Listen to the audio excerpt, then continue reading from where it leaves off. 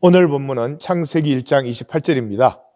하나님이 그들에게 복을 주시며 그들에게 이르시되 생육하고 번성하여 땅에 충만하라. 땅을 정복하라. 바다의 고기와 공중의 새와 땅에 움직이는 모든 생물을 다스리라 하시니라. 종교인은 이 복과 다스림을 안다고 생각을 합니다. 왜냐 그러면 단어를 이해하니까요. 하나님 우리에게 복 주셨다, 우리를 다스리라고 하셨다. 단어를 알기 때문에 단어를 이해하는 것을 그 복과 다스림의 세계로 착각을 해요. 그래서 단어를 알고 이해하는 것 뿐이기 때문에 이 약속을, 이 복을 복으로 받지 못하고 현상계의 일로 전락시키고 말아요.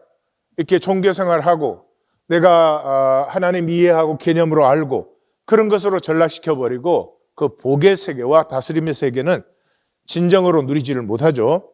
신앙은 이 말씀을 딱 읽었을 때 도대체 어떤 복을 말씀하시는 거지? 우리 보고 다스리라니 그것은 도대체 무엇을 얘기하는 것이지? 이런 질문이 임할 수밖에 없습니다. 그리고 동시에 이 복과 다스림의 명령을 내가 받고 싶다, 그리고 살아보고 싶다라고 하는 가슴의 소망이 피어나는 것이에요. 존재로, 말씀을 머리로 이해가 아니라 존재로 받는 것이죠. 이것이 이제 야곱의 이야기입니다. 자, 왜 야곱? 창세기의 주인공은 야곱이에요. 25장부터 시작된 야곱의 얘기가 끝까지 계속되죠. 1장에서 11장까지의 원역사를 빼면 창세기의 3분의 2가 야곱의 얘기예요. 그러면 왜 도대체 야곱이라는 사람을 우리에게 소개하는가?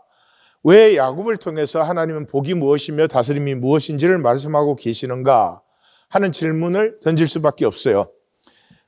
답은 그렇게 쉽지 않지만 한마디로 하면 야곱은 적나라한 인간이에요. 인간의 이 술수와 이 거짓과 이런 것이 적나라하게 그냥 나타나요. 흙인 인간의 모습이 그대로 하나님 앞에 드려지는 거죠. 그래서 야곱의 삶은 앰비기어스하고 읽어보면 애매모호해요. 이게 복받는 태도인가 뭐 이렇게. 그 다음에 앰비벌런트, 모순적이에요. 이 야곱은 참 사람이 어떻게 보면 참 괜찮은 사람 같은데 어떻게 보면 이건 술수와 조작의 어떤 사기꾼 같은 모습이에요. 그래서 이 야곱의 얘기를 통해서 세상의 평면적 기준과 그 평면적 기준에 꼭두각시 되는 것. 학교는 좋은 데를 나와야 돼. 성공을 해야 돼. 생긴 거는 이래야 돼. 이런 그 세상의 평면적 기준에 꼭두각시됨을 웃어줄 수 있게 되는 거죠. 우리 보았죠? 라반의 집에서 나올 때 아코우드, 나코우드, 바로우드, 알록달록하고 점박이 되고 이런 것들이 웃어주는 것이죠. 이 세상의 평면적 기준을 웃어줄 수 있을 때 비로소 영혼 없는 꼭두각시의 노릇을 벗어버리고 우리 안에 있는 생명을 피울 수 있게 돼요.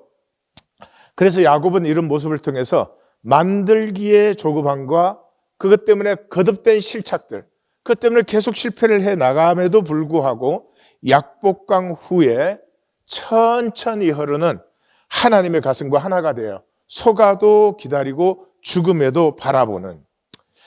자, 이 이야기의 중심은 불임이에요. 불임은 아브라함의 이야기에도 중심이었고 이삭의 얘기에도 중심이었죠. 그래서 이 29장 31절에 라헬은 자녀가 없었더라. 야곱은 라헬을 사랑하는데 라헬은 자녀가 없었어요. 왜 그러면 성경은 항상 이렇게 불임을 얘기하나? 왜 하나님 믿으면 아들, 딸 못 낳나? 그렇게 생각하시면 큰 얘기를 전혀 이해 못하는 것이고요. 생명의 역사는 생물의 역사가 아니에요. 아들, 딸 쑥쑥 잘 낳았다고 아들, 딸 낳은 게 아니에요. 이 아들, 딸의 생산에 하나님의 개입이 절대 필요하다 이 말이죠. 하나님이 개입될 때 생존이 생명으로 바뀐다 이 말이죠. 그래서 예수님의 뭐 탄생에서 동정녀 탄생 뭐 이런 얘기 나오면은 처녀가 어떻게 뭐 아들을 낳느냐, 또 뭐 죽었다가 부활하셨다 그러는데 죽은 후에 어떻게 살아나느냐, 이런 식의 그 평면적 생각을 하시면 안 돼요. 그런 이야기를 통해서 예수 그리스도는 탄생 전부터 하나님이 섭리하셔서 하나님의 특별한 개입을 통해서 이 생명이 우리에게 나타났고 이 생명은 하나님의 뜻을 이루셨다, 이런 것이죠. 예. 그 얘기를 들려주는 이유는 우리도 똑같다는 거예요. 우리의 삶에도 하나님이 개입하시면 우리가 임마누엘이 되고 메시아가 되는 거예요. 당연히 하나님과 함께 해야죠. 그 메시아는 만인 제사장이잖아요. 하나님을 믿었으면 당연히 기름 부음 받은 자로서 이 땅에서 하나님의 뜻을 섬겨야 되는 것이죠. 그런데 종교는 그 임마누엘, 메시아, 그거는 예수님이나 하는 것, 우리는 할 수 없어. 그러니까 우리는 못하니까 뭐예요? 종교적으로 하나님 숭배해 주는 거예요. 하나님이 보시기엔 참 안타깝고 우스운 일이죠. 자, 아들들이 많지요. 아들들이 있어도 가정의 중심은 불임이에요. 이 불임 때문에 자매 간의 갈등이 생기고 여정들의 개입이 일어나고 아들들의 이름이 지어져요. 그래서 분명히 여주인공은 라헬인데 레아는 반석 같은 존재감을 가지고 있어요. 왜냐 그러면 레아는 전환을 체험해요. 근데 라헬은 끝까지 현상의 사람으로 나와서 그렇게 야곱이 사랑하고 그 12아들 중에서 가장 귀한 요셉과 베냐민을 낳았음에도 불구하고 라헬은 약속을 받지 못하는 사람으로 사라져버려요. 그래서 레아는 그러잖아요. 르우벤을 낳고 나서 여호와께서 나의 괴로움을 돌보셨으니 이제 남편이 나를 사랑하리로다. 이름의 뜻이 뭐예요? 지금 갈등, 사랑받지 못하는 갈등. 시몬, 여호와께서 내가 사랑받지 못함을 들어서 이 아들을 주셨다. 레이, 이제 내 남편이 나와 연합하겠다. 그러니까 레이 지파는 이 이스라엘을 한 가족으로 섬기고 인도하는 지파죠. 그러니까 그 이름에 그것이 들어있지만 네 번째 유다를 낳고 나서 어떻게 해요? 내가 이제는 여호와를 찬송하리로다. 그렇게 고백하잖아. 이때까지는 왜 내 남편이 나를 사랑해 주지 않나? 왜 나와 연합해 주지 않나? 그랬는데 이제는 관점이 전환되어서 하나님을 바라봐요. 현상의 남편보다 하나님의 그 하늘의 역사, 본질의 역사가 훨씬 더 중요해요. 그래서 믿음의 조상은 누가 돼요? 유다가 되죠. 유다가 다윗의 왕권을 유업으로 계승받는 지파가 되는 것이 유다에서 관점이 생존에서 생명으로 바뀐 거예요. 자, 드디어 라헬도 출산을 해요. 요셉이 태어납니다. 그 요셉이 태어나니까 이 모든 얘기는 갑작스럽게 마감되어지고 이제 귀향 돌아가는 얘기가 시작돼요. 근데 그 돌아가는 것은 자기가 도망 나온 것이거든요. 그러니까 인격의 전환이 새로운 사람으로 돌아가지 않는 한 자기는 거기에서도 도망자가 될 수밖에 없고 거기서도 아마 또 다시 나와야 될지도 몰라요. 인격의 전환이 필수예요. 자, 그래서 30장 22절을 보면 하나님이 라헬을 생각하신지라, 우리 기억이라는 단어예요. 하나님이 라헬을 기억하사, 그러니까 하나님의 개입이 라헬에게 일어나서 그의 손을 들으시고 태를 여셨으므로 아들을 낳고 하나님이 내 부끄러움을 씻으셨다.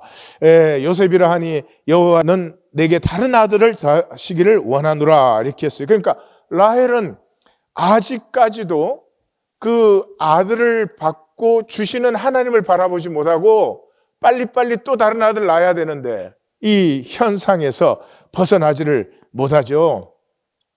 자, 요셉의 출생은 생물학적 가족에서 이제 하나님의 개입을 받은 가족이 되는 것이에요. 왜냐 그러면 이때까지 모든 생산은 생물학적 생산이었는데 하나님이 라헬을 기억하셔서 요셉이 태어났으니까 하나님의 개입이 일어난 거죠. 그러니까 우리는 우리 삶에서는 하나님의 개입을 구하셔야 돼요. 하나님이 내 삶에 개입하시기까지 항상 문제 해결하다가 인생 끝나요. 그리고 지독히 무능력해요. 하나님 개입하지 않으셨으니 능력이 없어요. 아무것도 아닌 것에 시달리고 근심하고 불안하고 그러죠. 삶 기본이 안 돼요. 예배 자세 세우는 것과 말씀 만나기와 주님의 기도 하루에 3번 하는 거, 그게 안 된단 말이에요. 무엇보다도 11조가 안 되죠. 11조가 뭐라 그랬어요? 자원하여서 서원하는 것이야. 하나님과 내가 바인딩 되는 것이에요. 무슨 바인딩이에요? 나는 하나님의 것이고 하나님은 나의 하나님이 되는 바인딩인데, 이게 이제 그 새벽성의 둘째 주의 주제입니다. 근데 그 바인딩이 안 돼요. 예. 그 종교는 또 웃기는 게 11조 하는데 또 거짓으로 해요. 그러면 이거 진짜 어떻게 되는 거예요? 자, 하나님이 개입하시면 거기에는 위기가 함께 합니다. 그래서 하나님의 개입은 세상의 공격을 발생시켜요. 마태복음 2장에 보니까 예수님이 탄생하니까 헤롯이 아기를 죽이려고 하잖아요. 그러니까 천사가 애굽으로 도피를 시키죠. 그래서 이 하나님의 개입이 임하시면 세상의 공격도 시작되고, 이 하나님의 개입을 받은 자는 주어가 전환돼요. 하나님으로 주어가 전환돼요. 신앙생활은 하나님이 싸우시고 나는 하나님을 누리는 거예요. 이 종교생활은 내가 싸워요. 내가 싸워야 뭐 능력이 없으니까 맨날 허덕이지. 싸우는 건 하나님이 싸우시고 나는 하나님을 누리는 거예요. 그래서 31장을 보면은 계속 주어가 그리할지라도 내 아버지의 하나님은 나와 함께 계셨다. 그러나 하나님이 그를 막아서 나를 해치지 못하게 하셨다. 하나님이 그대들의 아버지 가축을 빼앗아 내게 주었더나 또 하나님이 나타나서 나는 베델의 하나님이라 내가 거기서 서원하였으니 일어나 돌아가라 하셨다. 우리 아버지의 하나님 아브라함의 하나님 곧 이삭에 경영하는 이가 나와 함께 계시지 아니하였다면 외삼촌께서 이제 나를 빈손으로 돌려보내셨으리다마는 하나님이 내 고난과 내 손의 수고를 보시고 어젯밤에 외삼촌을 책망하셨습니다. 이 주어가 전환되었을 때 비로소 하나님의 개입과 동행이 나타나기 시작해요. 다시 말해서 하나님을 누리는 복이 임하기 시작해요. 그래서 그 결과가 어떻게 나와요? 야곱이 매우 번창하여 양떼와 노비와 낙타와 나귀가 심히 많았더라. 또 31장 7절 9절에서는 하나님이 라반을 막아 빼앗지 못. 하나님이 싸우세요. 나는 하나님을 누리는 거예요. 하나님을 누릴 때만 하나님이 창조하신 내가 피어날 수 있기 때문이에요. 그리고 42절에는 외삼촌께서 빈손으로 돌려보내려 했지만 하나님이 내 고난 수고를 보시고 지켜주셨나이다. 그래요. 떠날 때는 베델의 사닥다리가 나타나서 하늘과 땅이 통함을 보여줬죠. 돌아올 때는 마하나임은 두 진영이라는 뜻이에요. 이 마하나임을 통해서 하나님이 개입하고 계시는 걸 보여줘요. 왜 두 진영이에요? 지금 야곱의 두려움은 북쪽에서는 라반이 추격해 오잖아요. 남쪽에서는 에서가 너 오기만 와라 그러고 기다리고 있잖아요. 그러니까 하나님의 두 진영은 두 진영이 됐든 뭐 백진영이 됐든 그건 하나님이 싸우실 일이고 너는 내 앞에 온전하라. 너는 내 앞에 나오라 하는 것이죠. 그래서 여기서 우리는 이 야곱이 드디어 하나님을 만나게 생겼다 하는 예감을 가질 수 있어요. 그래서 자, 이렇게 하나님의 사인이 나타남에도 불구하고 하늘과 땅이 통하고 하나님 개입해 주시는 사인이 나타나도 야곱의 불안을 감하지는 못해요. 왜냐? 그러면 차원이 아직 육의 차원에 있기 때문이에요. 그러므로 사인이 나타났어도 절대 필요한 것은 차원의 전환이에요. 하늘과 땅의 통을 만났고 하나님의 개입을 이제 고백해서 주어가 하나님으로 전환되었지만 과연 야곱의 차원은 전환될 것인가 하는 질문을 우리에게 던지게 하는 것이죠. 그러므로 이 이야기를 읽는 우리도 어떻게 돼요? 과연 내 삶은 차원이 전환될 것인가? 교회당이나 왔다 갔다 하는 종교생활이 아니라 이 천박하고 이 거짓되고 허무한 현상의 차원을 벗어버리고 애벌레가 고치를 벗듯이 그리고 하늘을 날 수 있을 것인가? 하나님과 하나가 되고 하나님 나라를 누리는 차원이 내게 열릴 것인가? 하는 질문을 가진 사람이 이 얘기를 만난 사람입니다. 하나님,